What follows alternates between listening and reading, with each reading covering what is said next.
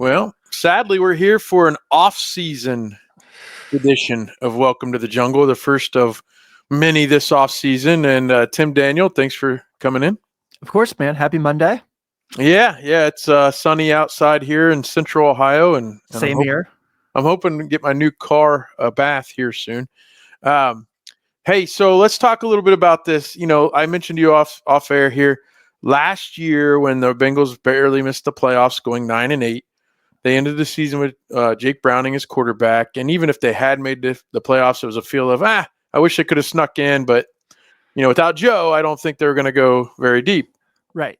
Man, this year feels so different. Watching some of these games, and then watching some of the funny comments by especially college football writers saying, "Oh man, they clearly should have put the Bengals in, and the committee left them out." Like it's this idea as if that's how it works. I got a kick out of that. What were your thoughts watching some of the games this weekend? Well, I think the first thing is we can end all conversation about Justin Herbert versus Joe Burrow. I would hope so. I think that's over. I think that's absolutely over. I know that he's only had 2 opportunities to play in the playoffs in his career, but his 2 opportunities he's had have been stinkers, major stinkers. The first one against Jacksonville a couple years ago, they're up 27-0 and they lose. And then this game, I mean, Andy Dalton didn't even have bad playoff games the way Justin Herbert had a bad playoff game. And so there's that. And then, of course, I mean, I don't know, man. I hate to say it, but I think Baltimore might end up winning the whole damn thing. Yeah, I heard somebody say today that it's either the winner of the Baltimore-Buffalo game is likely your Super Bowl winner. I still think Kansas City's going to have something to say about that. Back to Herbert, the thing that Jim Harbaugh did when he got there, he traded off receivers. He brought in bigger guys. He brought in J.K. Dobbins. And even when Dobbins was out, it felt like the modus operandi was a very Jim Harbaugh plan. Yeah. And I am, if I'm him, this is what it sounded like to me. I'm happy I have this rocket arm quarterback. We're going to use it when we need it, but we're going to play Jim Harbaugh football. And that game got away from him quick, and he threw 4 picks, and certainly, not what they were looking to do. And then, Denver playing up in Buffalo too. I mean, we've seen that show from the Bengals. They've gone up to Buffalo. I think it would have been a very different game than it was yesterday. I did too. I think the Bengals for sure would have been far more competitive. And I just think that that's a young Broncos team who's learning it all. They're putting it all together, and they probably needed that loss to kind of say, like, this is, now you know what the playoffs are like. So I think that's only going to be beneficial to them in the long run. But yeah, they weren't ready. I mean, they really weren't ready. And then the last thing we'll talk about with the playoffs is the Steelers go down. Hate to see it. So your favorite 2 things: seeing the Steelers lose and seeing Russell Wilson look bad. They accomplished both in one game. Of course, obviously I still don't like seeing Baltimore win anything. So it's not necessarily ideal when those 2 teams get a lot like when Notre Dame would play Michigan over the years for me. So yeah, it's the lesser of 2 evils. Not much lesser, but yeah, obviously you don't want to see Baltimore win, but anytime the Steelers lose is a good day. Yeah. And they didn't look like they were ready, and they haven't looked like they're ready for a long time. And I think it's about time that we get to the point, because we always do this thing with Mike Tomlin, where we're like, oh, he's never had a losing season. And he always does this thing like, guys, I won a playoff game in this decade. Yeah, Barack Obama was the president the last time he won a playoff game. And the funniest meme ever was the Mike Tomlin morphing into Doc Rivers. Yeah. The photo I saw this weekend. So, it's fine. It was funny in between games, Jimmy Johnson on the Fox pregame show saying that Dallas and Pittsburgh should trade coaches. And I'm like, bring it on. That'd be amazing. Yeah, please do. Yeah, for sure. You're right about Mike Tomlin. He's just, even when they're average, he's built that franchise into something that, the Bengals, for one, have struggled with, because it's that familiarity and that whole thing. And yeah, my goodness, if you got Tomlin out there and brought in, I'm not even saying his name right now, and he's like, well, he's a native Pittsburgh son, bring him home. The Pittsburgh fans would be happy about that. I guarantee you the Pittsburgh fans. Oh my God, they'd be livid. Mike McCarthy, I'll say his name. That's fine. Yeah. As far as the Wilson thing goes, I I don't know. I don't know if they can bring him back to be the quarterback next year. I hope they do, but oof. There was also the meme with Russell Wilson on the bus, it's a Pittsburgh fan on the bus with a little bubble saying, sad after paying Russell Wilson $1 million and seeing what happened. And then on the other side, it's a Denver Bronco fan, and he's happy that they paid Russell Wilson $37 million to go away. Yeah, absolutely. Like, okay. Hey, let's talk some Bengals news. We don't have a whole lot to report right now. Of course, we mentioned we're in full off-season mode. We talked last week about the coaching moves. You can go back and watch that episode. But we're under defensive coordinator watch because offensive line coach and all the position coaches that were let go on defense are kind of secondary, obviously, to that. I brought up 2 names to you in our chat. I don't know if you've got any, but let's go ahead and go over. So there's basically different types of ways you could go here. You could go with the former head coach who's kind of coming backwards. Yeah. And you could go with the up-and-comer. Or I guess that's a third way. You could go with the third way would be, a longtime defensive coordinator that you just pry away from somebody. But in this case, I've got 2. And, certainly Matt Eberflus was not great as the Chicago Bears head coach, although aside from Mike Ditka and George Halas, apologies to Lovie Smith, who has been, I don't really want the retread head coach. I don't think it's the way to go because if he does well, even just for 5 minutes, he may find a new job, or he could just be not as into it. So anyway, Matt Eberflus obviously fired Bears head coach during the season. Good defensive guy. He grew up in Toledo.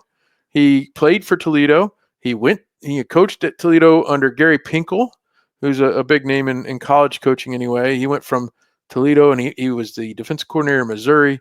He's got a lot of NFL chops, including with the Colts. Matt Eberflus, what are your thoughts? I feel like he would be the best candidate at this point because Dennis, apparently from what James Rapine reported this week on Bengals Talk, Dennis Allen and Robert Saleh are not even being discussed by the Bengals. When we heard, obviously, Robert Saleh, how do you say it? I don't know. You heard there's connections there, right? So Zach Taylor has connections to him, and either he doesn't really think it's a fit or he knows he's not interested because there hasn't been much word of that. So you're down to Eberflus as you think the best fit. Yeah, I do. I just feel like he's kind of, I'm with you. I'm not necessarily in love with the head coach situation where he's done that for a little by any means, but I do feel like his defenses kind of fit pretty well here. You mentioned just kind of his ability to kind of run a room, and I think that's where I'd kind of really lean towards him, and I think he could be a nice player, a nice acquisition for the coaching staff. Well, the guy I want, and again, you could lose a guy like this sooner rather than later because he's an up-and-comer, but Jim Leonhard, I'm a Big Ten guy. I'm a Ohio State guy, obviously. Yeah. Watched him play for Wisconsin. The matchups with him were always big, and certainly watching on TV, you don't always get a full look at things, but you just had the feeling he was such a field general that coaching would be in his future. He played in the NFL, had a good career there. He's risen quickly through the ranks, and even when Wisconsin fired Paul Chryst, he served as interim coach. And there's a lot of people up in Wisconsin who wanted him to get the head coaching job. And then after the failed experiment that Luke Fickell had, bringing in the offense that he did and changing completely the offense, a lot of people were banging the table even a year ago for Jim Leonhard to be named Wisconsin's head coach. That's my favorite as far as hey, we need this fixed now. This next team will be the lowest, I think, cap number Joe Burrow is ever going to have going forward. Yep. So, to me, you've got to go into win now mode. And even if Jim Leonhard turns this defense around really quickly and gets a head coaching job, that's worth a gamble to me. Yeah, it's almost not to kind of bring it up and kind of correlate it, but it's almost the Marcus Freeman route, right? It's almost the guy who can relate to the players. He's been there, done that, and kind of the guy you can see kind of go in there and kind of take the room by storm and also coach these guys to improve them and make them get in better situations. So Jim Leonhard will be fun. I think, like you said, he's definitely a game that is an eye opener. Definitely is there more curiosity. So either of those two, I think, would be really fine candidates. I would like to have Leonhard if it's not going to be Eberflus, but I'm very open to either of them. So okay, did you have another candidate in mind that you like? I don't know if it's like it or if it's curious, but Marquand Manuel is one that really has been popping up quite a bit. I don't. Obviously former Bengal. That's Uh, digging deep. yeah, and obviously had a tenure with the Atlanta Falcons as their defensive coordinator for a couple of years. But has been the defensive backs coach in Philly in 2020. Has been with the Jets now for a few years, and is a guy who has won a Super Bowl as a player. So you have that going for him. Obviously, like I said, yeah, former Bengal, did not win the Super Bowl with the Bengals, obviously. But he's a guy who's been around. He's done a lot of cool things, and he's been coaching for a long time in the NFL. So I'm really curious to see if he's a name who could potentially be involved here and be part of Zach Taylor's staff. Now I think I have this right, and you might not remember exactly, but Marvin Lewis got hired, and the regime right before Marvin had drafted a safety, I believe out of Washington State, and he just didn't fit the Marvin profile. Okay. Lamont Thompson. Thank you. All right, you did get it. So that's the name. My memory was that Marvin drafted Manuel and or grabbed him and just inserted him into that spot, and a lot of people were like rolling their eyes, saying Lamont Thompson was a higher draft pick. Why'd you get rid of him so quickly? Well, it worked out pretty well. Thompson ended up down at Tennessee, if I remember right. But yeah, he did play pretty well for a few years. But yeah, it's just that the safety position, as I'm learning more and more under the Jim Knowles defensive scheme for Ohio State, which we'll get to in a moment. The safety position, each coach utilizes it differently. Mm-hmm. And so you need, Thompson was known as a big hitter, and Marvin wanted to go more in the mold of obviously he Field had general, some great safeties at Baltimore, and even the one year I think he was at Washington. So no, that was Marquand Manuel. I hadn't heard that one, and that's an interesting one. I don't know enough of what he's done as far as accomplishments to say I want that. But he is a name that we know, and one that we certainly can keep an eye on. Unless you have any wrong. His Super Bowl win was he was a assistant special teams coordinator with the Seahawks. Okay. So when they beat Denver. Okay. Good deal. Yeah. Well, that's one more Super Bowl win the Bengals have. So for sure. Yeah. Well, unless you have any more Bengals related news, we're going to hijack this channel for just a moment. Yeah, I don't think there's anything else to talk about. All right. You are a lifelong Notre Dame fan. Yep. I am a lifelong Ohio State fan and alum. All right. Yep. They took a lot of my money. You do have that edge on me for sure. But they're going to play each other. And listen, I spent a lot of my life, especially, my lifetime as an Ohio State fan, there's different pockets where Ohio State ended up playing Notre Dame. And, I remember, just as a precursor to this, 95, 96, Ron Paulus was going to win 4 Heisman trophies. And Lou Holtz, of course, he grew up in Ohio, East Liverpool, Ohio, and he coached under Woody Hayes. He was on the coaching staff in the 1968 team that won the national title. So we've got a lot of ties to Lou Holtz here in Ohio, and he was the Notre Dame coach at the time. Ohio State did win those 2 games. And then you flash forward to 2005 when Ohio State, within an eyelash of beating Texas. Yeah. And if they win that game, they might be playing USC for the national title, even though they did lose in a heartbreaker to Penn State as well on the road. But 2005, Ohio State ends up getting the how can you call them, like, Notre Dame was never supposed to be like a underdog or whatever, especially still at that time. Yet Brady Quinn was kind of bringing them back, and they ended up playing in that Fiesta Bowl. And all we heard, and again, this is me, because we're going to get into this a little bit. Fans of a team are in a silo. Yes. And I don't think there's any other sport where it's more like this. I mean, Reds Twitter, that's just a name because it's Reds social media. There's lots of Reds fans on social media, and they always complain or they always have something to say, and it's a pretty toxic place, which every sport has that, right? But I feel like college football has more people in their own silos than almost anywhere else. And we'll give some more of that here in a moment. But I still remember that 2005 game because Charlie Weiss was the story of the moment. Yeah. And you go into that game and it was like, oh, wait a minute, Jim Tressel actually coaches too. Well, the other thing about that game that was so dynamic, I'm sure you remember, is Darius Walker, Notre Dame's running back. His last 2 schools were Notre Dame and Ohio State. Mm-hmm. and he chose Notre Dame. So of Yeah. course there was that conversation. There's the Brady Quinn, AJ Hawk thing where they were, they're now I don't know if they still are or not. Yeah, they are, I believe. Yeah, here in Columbus, they both live now. The other side of that is, especially where you grew up, obviously everybody identifies where they go to high school if you live in and around Cincinnati, and that's a little different there than it is most anywhere else. John Cooper never tried to really recruit Cincinnati much. And so even though Jim Tressel did a little bit more, it's always still been, hey, I'm going to go to Kentucky, Louisville, Cincinnati, or mostly Notre Dame if you're head with Ohio State on a recruit. So obviously there's that tie as well, the behind the scenes stuff that you brought up. But so, yeah, I mean, we look at it and we say, hey, this is my team, this is your team. And there's a lot of toxicity out there, as we said. And I'm telling you right now, you and I can joke with each other. I'm never going to say I'm going to be happy if your team wins this one because my team's involved. Sure. But I just don't feel the toxicity between you and I. And so, you won't. Yeah, and that's fine. I think that's more of a mature way to look at it. But what I wanted to do in our remaining moments here together, there's some narratives out there, okay? Mm-hmm. And because the reason I said it about the toxicity between you and I, we have a platform here, and I know it's Bengals. This is a Bengals show, but we're going to talk about college football here.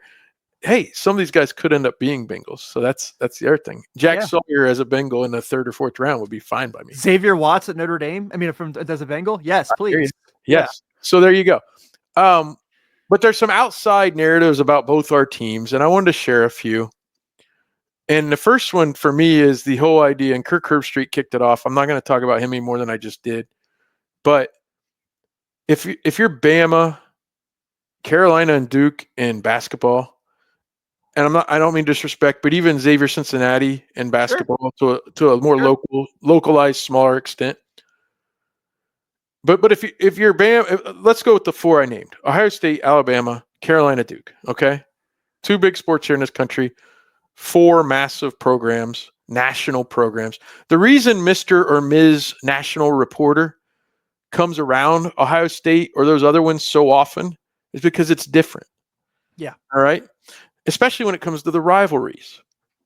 So don't tell fans, which I've heard multiple times. Holly Rowe was on national radio saying this exact same thing. Don't tell fans to don't dwell on losing to your rival. No. I don't want to hear it. Now, to quote Doug Maurice from Kings of the North, he's covered Ohio State many years, but he works on a national podcast now. The Ohio State coaches, to the bigger extent, but even the players, they earned that loss against Michigan. Yes. They weren't expected to lose, and they lost. And it just so happened to be the 4th consecutive time they did it. Now, they deserve a ton of credit for bouncing back and doing what they've done. You're never going to hear me say, I hope Ryan Day loses to Tennessee so that we can fire him. That's not how a fan is. Or should they be? Yeah. But even now, if you were to bring up Michigan to me, I'm going to get bitter pretty quick. So I just think it's ridiculous for all these national folks to tell people how to feel. Yeah.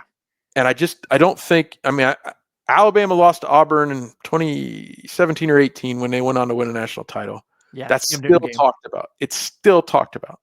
Yeah. I mean, the Cam Newton game where literally they are down 21-0 and he reads them back. Yeah. Well, but so that's 2012, right? So 2017. Oh, yeah, you're thinking of the kick return touchdown. Yeah. So they lost to Auburn, and yet, Jalen Hurts won a national title at the same time. So it's happened before. Mm-hmm. I still don't think anybody in Bama would have been very happy about the Auburn loss, even with the ring in their fingers. So that's just how it is. All right. So don't do that. I'll go through these a little quicker. Stop it with the Kyle McCord thing. All right. His numbers overall are better this year because he had over a third more pass attempts. Yeah. His analytical stats, actually, if you look at them, are better last year as a Buckeye. So the idea, and by the way, he had 5 picks with 3 pick sixes against Pittsburgh. Okay. Yeah. I know he had the big throw against your Fighting Irish last year. That was the one moment all year Yeah. that and again, clutch is a small sample size, all those things. But that was the one moment all year last year when Kyle McCord stood up and just did it. All right. Will Howard has made his share of mistakes as well, but his completion percentage, mostly staying away from throwing the picks, and then his being a run threat, which we saw at the end of the Texas game, meant he's a better fit, and that's why they went with it. Kyle McCord's a good quarterback. Not saying he's not. All right, my last one before I turn it over to you. 6 weeks ago, you and I heard a lot of stuff. We heard, oh, these seedings are a joke. There's too many Big Ten teams for one, but too many Northern teams up there. And people said, all that cold weather home field advantage stuff isn't going to mean what you think it is. Now, Notre Dame got to play Indiana at home, so that's a little neutralized. Yeah. But the other thing I heard was Georgia, Texas, and Tennessee, when they run through these playoffs, we're going to see how we. What was it? Just let Oregon and Georgia play, and everyone just shuts up. Yep. So that narrative's gone as well right now for this year. Yeah. All right. So anyway, the sport more than any other, as I said, has narratives. Like the funny thing is, I was driving to my hometown yesterday morning. I was listening to a national college radio show. There was fans from the South calling in. There's one guy convinced that the game won't have big time viewership. By the way, there's a reason the Big Ten's TV deal is bigger than the SEC's. Right. And there's a reason that Notre Dame has had a national, not just like a Longhorn network where you can only find it if you live in Texas and point your arm this way.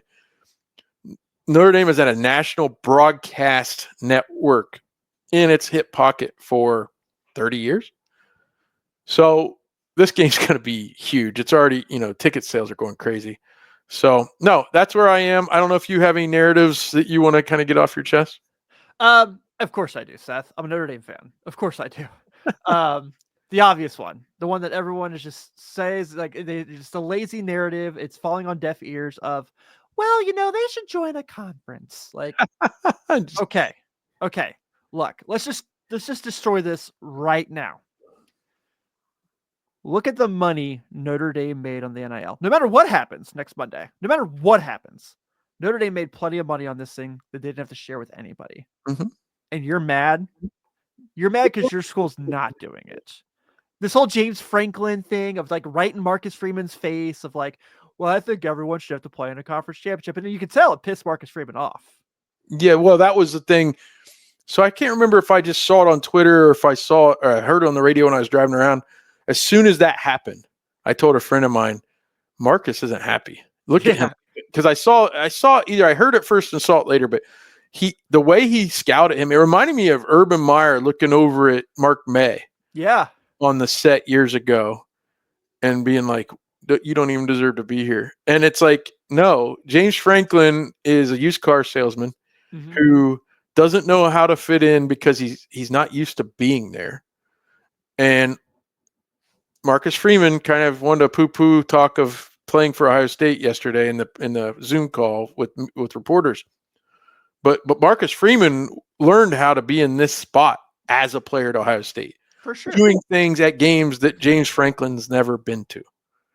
So that's how it is. Yeah, it doesn't hurt that he has Jim Tressel in his back pocket as his mentor. So. That's one more I want to talk with you in a moment. Go ahead.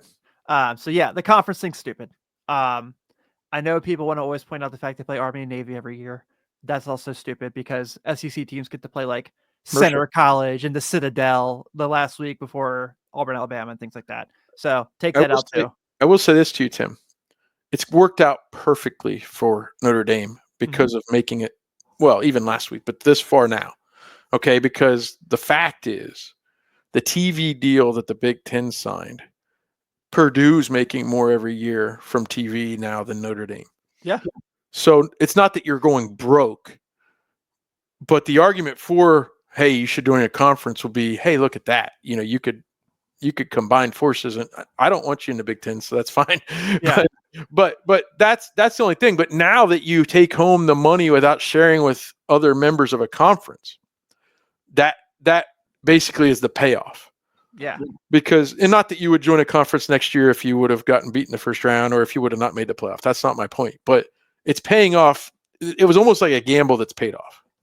Yeah, it has. And you talk about Ohio State building a $20 million roster. Notre Dame could do that now too if they want. And so yeah, and it's funny to me if I had nits to pick, but these have already been picked. The 20 million thing, like it's come out more recently that Oregon's was actually more. yeah. And I forget there was one more Southern team that paid more as well. And I'm like, nobody cares anymore. No. Like no. the criticism should come if you don't pay enough for your players. Yeah. It shouldn't be the other way around. Yeah, absolutely. Absolutely. And then so the Army Navy thing, yeah, I want to bring that up because I think that's always crap that like especially this year. Army Navy were really good. No, the only time it hurts Notre Dame is when so there's been years when USC, Stanford, and maybe the Big Ten team you play that year, like Purdue or whomever, and then the Army Navy teams. There's been years where the confluence of things mean you go 11-1, Notre Dame goes 11-1 because not because, but when going 11-1, all those teams they usually count on to be up here are down here, and that's why it's tough because at least if you're like an Ohio State this year, Ohio State. They didn't really have the non-conference game, but they ended up playing Oregon, Penn State, Indiana, and Michigan on the way. So they're gonna, they've already tied LSU and a few other teams, 2019 LSU and a few other teams with the most top 5 wins, teams over top 5 teams ever. And then we'll see what happens this week. But yeah, go ahead. So yeah, I think those were kind of the two biggest ones. And I think the last one I want to do that really annoys me is because you asked for this, just so you know. Is this whole thing about no athlete wants to play at Notre Dame. I think we're kind of at the point where that's over. No, the only problem with it before was, especially under Brian Kelly. Yeah, that's what I'm getting to. That's over. Marcus Freeman's in town now. Listen, the mystique, because that argument gets made a lot too, like even with other programs, like the mystique of win one for the Gipper, Rocket Ishmael, 4 Horsemen, that mystique isn't as big a deal anymore as, because even like an 18-year-old kid now, what do they remember, right? Sure, absolutely. So the credit goes completely to Marcus Freeman and the fact that his players loved him so much when they made that hire that now he's made it cool to be at Notre Dame again. And the mystique part of it, which used to, they used to be able to go to any, let's be honest, Catholic high school, especially in the Cincinnati area. Oh, yeah. Brought up. They used to be able to do that and just go and say, come play for Notre Dame. Don't you want to come play for Notre Dame? There was a stretch where that wasn't probably quite the case anymore, but it's definitely. I mean, I think Ohio State, Notre Dame, and Oregon are as ready to tackle this era as any 3 programs in the country. Absolutely, and I was talking this about Ben last night on Late Night Reds, and because Ben's obviously also a diehard Ohio State fan, and the thing I said was, would you have it any other way? No matter how the game goes. Would you have it any other way than Notre Dame and Ohio State playing in the, at the moment, most historic national championship game of all time? This is what it should be. These 2 schools is what it should be. Not Alabama, not Tennessee, not Oregon. It should be Ohio State, Notre Dame. Well, and the cooler part, too, is they've met in 2 bowl games that were big-time bowl games, but they are also, especially for Ohio State on those years, consolation prizes. 2015 team was more talented than the 2014 team, and they had that trip up against Michigan State. The offense was not it was sputtering most of the year, and so they ended up playing in the consolation prize. So they played in the Fiesta Bowl twice. Yeah, I'm really glad this team's not in the Fiesta Bowl. Yeah. Well, the funny thing is now with the way these, because it used to be more rare, right? Ohio State's goal was to go to the Rose Bowl. All right, that's the goal. And then when the BCS came, or even the one year of the Bowl Alliance, they called it, they played in the Sugar Bowl, which was so rare at the time. So there was a time when playing in some of these games was more rare for teams like Ohio State because they had all those bowl tie-ins. But now, I mean, so the Peach Bowl, that Ohio State just played in the Peach Bowl in 2022. Now the title game's there, and they've been in all these buildings. Like I can't tell you now how many times they've been to Jerry World. Like It's Same with crazy. Notre Dame. Yeah, so Notre Yeah. Dame's already played in Atlanta this year. Yeah. So yeah, that's interesting. So I guess to your point, yes, that's how it is. I guess my only other argument would be, and again, looking from through my lenses as an Ohio State fan, the only other argument would be if you got to play like a real good Alabama or Georgia team and then beat them, because you're kind of killing two birds with one stone there. You're winning a national title, but then also, beating a Southern team and slaying that narrative. Hey, one more thing, and I wanted to get your take on this. Pete Sampson is a writer for The Athletic, covers Notre Dame. Yeah, like Pete a lot. I think he's very good. He's a very good writer. Yeah. He's younger than I am. He might be closer to your age. I think so. I think So- I brushed shoulders with him back when I used to cover the Irish. So he's got a more on the boots on the ground even than you do view of this. So I'm not taking away, like, I'm not saying Marcus Freeman hasn't evolved a little bit, but one of the things he said last week leading up to the semifinal was, well, he finally put away Trestle ball and he decided to be more aggressive. And that might be true. But the way he talked, especially being as young as he is, and I'm not trying to, whatever, it's fine. The way he talked, it's as if he, the narrative on Trestle ball, all right? And even Ohio State fans were kind of getting tired of it a little bit toward the end, because it was like we had reached this plateau and it was what it was. Yeah. But I'll tell you this, man, a lot of folks, especially in that era, wouldn't sniff at he went to 8 BCS bowls in 10 seasons. Yep. He went 9-1 against Michigan. He won a national title, and he played in 2 others. So, and also he coached a Heisman Trophy winning quarterback the year he decided to let the offense just, he took the governor off. Okay. So this whole idea that, Marcus, but because I'll tell you what, from the outside, as I am looking in, especially against Penn State the other day, because, that was 2 very similarly built teams going against each other. A lot of folks on our end, on the Ohio State side, are saying, "Hey, Marcus Freeman, he's a Jim Tressel disciple, and you can see the blueprint, you can see the DNA." I guess when I watched Notre Dame play, so I guess I took a little umbrage with that. It doesn't matter, but it's interesting because I was like, "Wait a minute, like you're poo-pooing this." Because you still run the ball a ton, like you throw to tight ends. Like it's not as if you're playing, the 2024 version of whatever trendy offense there is. Right. And yeah, I mean, it's a lot of 12 formation. It's a lot of, Sure. Yeah, it's for sure Trestle ball. And I Trestle ball's gotten them this far. I mean, yeah. Even Jeremiah Love's out there on one knee, carrying people for a 2-yard touchdown run. So obviously something's working. One of the cool other things is James Laurinaitis. He was kind of in local radio, and he worked for the Big Ten Network a little bit. And the coaching staff was a little weird the way it was built under Day, because he had to keep some of the urban guys, and he had to bring in some of his own guys. He let Jeff Hafley, who left after 1 year, who's now the defensive coordinator at the Packers, he let him kind of bring in some guys, I think. So James never had a spot, so he went up to Notre Dame. And he coached with his good buddy Marcus Freeman as a GA. Yeah. And then he eventually came right back down to Columbus, and now he's the linebacker coach here. So it's all, those things are all around this game. It's so fun.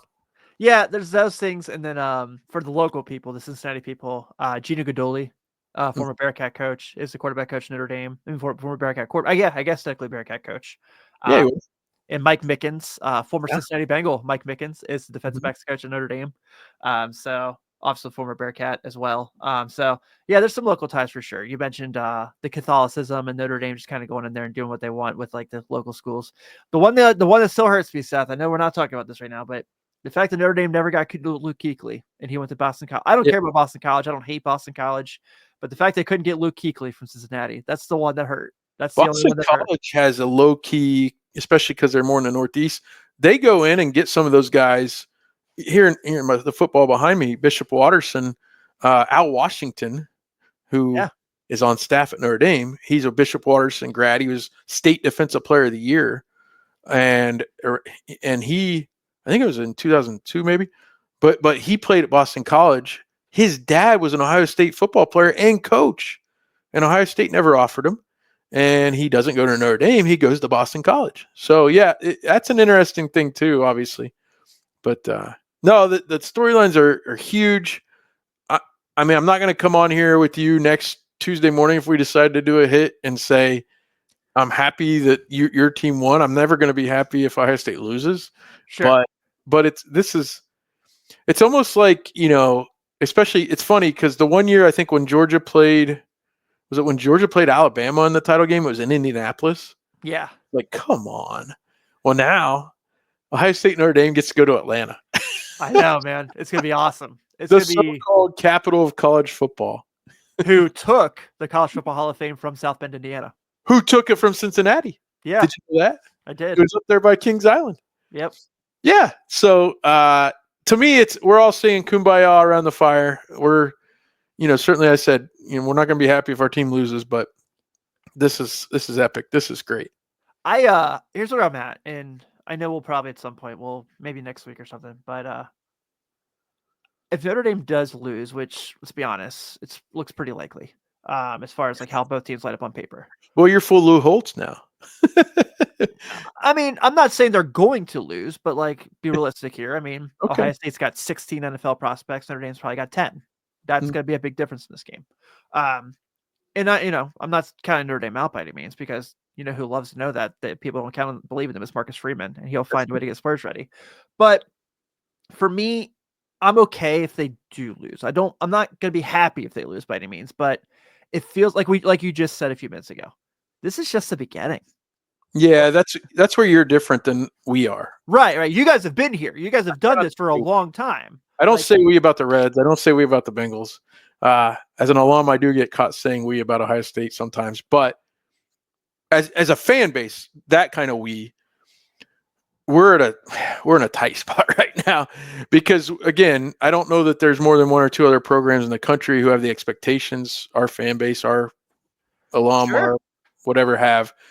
And this class, this renowned class that stayed, Jack Sawyer, JT Tuimoloau, Emeka Buka, Travion Henderson. God, Emeka Buka is so good. These guys that came back have never beaten Michigan. They've never won a Big Ten title, and they've never won a national title.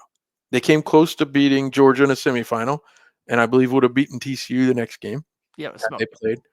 But the expectation here made by that program, not necessarily by the fans, because you could have delusional fans in any program. Oh, God, Notre Dame has many of them. The expectation here is you beat Michigan, you win the Big Ten, and you win a national championship, or you at least play for a national championship every 3 to 4 years. Yeah. That's the expectation.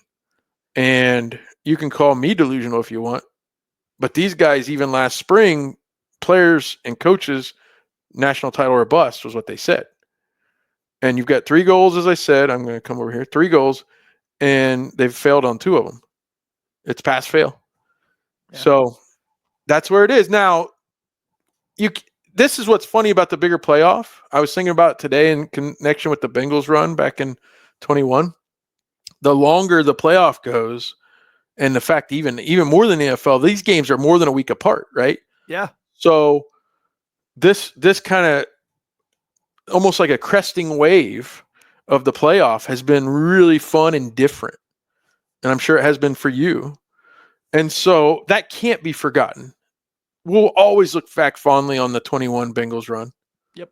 And, for me, I was working in an elementary school, and the number of Bengals jerseys that started popping up week after week, I was like the head cheerleader for the Bengals in that school at the time. I was working there at the school, and these kids are, I love the Bengals. Like, really? I thought you had a Cowboys jersey last week. But no, so that's what is different this year. And this wave we've both been riding as fans of our teams. And that's what I actually probably would tell you I would have rather, at one point I would have rather stuck with 4. Because even though Ohio State, if there was an 8-team playoff since 2014, Ohio State would have made every one. Yeah. So as an Ohio State fan, you think, well, you'd rather be in the playoff. Well, no, like I knew a few of those years we weren't the best team. I thought the 4-team playoff made the regular season way more meaningful. And I don't know. I don't know yet if it's been taken away a little bit. It kind of has. Well, I guess people telling me that the Michigan game doesn't matter kind of proves that the win at all costs or you're done for the season. It's changing, but I can't fight the change, and I actually am really happy that they were able to have this redemption. Yeah, I think like I've said this week too to some people that if Notre Dame had got penalized when Northern Illinois lost and not been selected to be in the playoff, I would not have argued it. I would have understood it. Oh, I would have argued it for you. But I'm glad they didn't. Well, I'm glad they didn't penalize them for it. no, in a 12-team playoff, not only were you in the playoff, you had to have a home game, in my opinion. Oh, dude, where else could you have had the first home game of a college football playoff in South Bend, Indiana? You know what I mean? Like, where else could it have been? No. And it was a magical night. So it was awesome. I'll there never you forget it. Jeremiah Love's 90-yard touchdown will live in like in infamy with me. all right, we got to stop now, or else we're going to have our longest welcome to the jungle since you and I started doing the show, and we only talked about the Bengals for like 9 minutes. So yeah, there wasn't much to talk about. So T. Higgins hasn't signed back yet. No, I mean, hey, you and I will come on. Let's do that. Let's make this promise. We'll come on as regularly as we can with quote unquote emergency shows. Yeah. If Jamar gets extended, if T somehow resigns. I don't know if we'll do one for a defensive coordinator, but we will talk about it obviously when it happens. Yeah. And we look forward to what this offseason could bring. It looks like the cap space is there. If they want to commit to really turning this roster into a winning roster, which means the defense, then they can do it. So let's just believe they do also. Okay. Yeah, we'll I believe see. they do. I know. This might be fool's gold, but people can criticize the ownership if they want. That's fine. I'll be right there in line with you sometimes. The difference, and I always used to think, because the cap number, the salary cap money is given by basically the TV deal. All right. So you think, well, every team's got enough money to pay the full salary cap. And some treat it that way. But the thing that happens that people don't all understand is every guaranteed dollar that you give a player has to be put into escrow. Right. And that's why the whole Paycor Stadium happened, the name of the stadium. That's why there's everything sponsored now, the Kettering Health, blah, blah, blah. Everything. There's finally pizza again that's official. It's there because they had to give Joe not only the money up front that they owed him, but they had to put the money away that they will eventually pay him. It's guaranteed. Yeah, I saw Paycor just got bought out by somebody too, so I wonder if that's that'll be interesting. Yeah. So the fact is, there's franchises that have more cash on hand to do such things. Do the Bengals have that? And that's my opinion as to why they didn't do Jamar right away. Yeah, I still would have done Jamar right away if I didn't have it. I would have banked on it, but because it's going to cost a hell of a lot more now than it would have in July. So it will, but also he's just gonna. I mean, he really just has to go over Jefferson money, right? Yeah, that's what he said. I think it will be more than they could have maybe gotten it done for, but there's nobody else gonna break that bank as a receiver before Jamar. Yeah. So we'll see. But anyway, we will be here for you for all Bengals news throughout the offseason. We will also bother you with our Ohio State and Notre Dame takes until the game's over next week and maybe even right after. So perfect. Thanks, Tim, for your time. I appreciate you on this Monday. Have a great week. Let's keep a nice text chain going. Maybe let's bring Ben into the text chain to kind of liven that up a little. I was telling Ben yesterday, I do want to do a show with the three of us somewhere on one of our feeds this week. If we can make it work. So let's do it. All right. Thanks to everyone for tuning in. Like and subscribe. Thank you.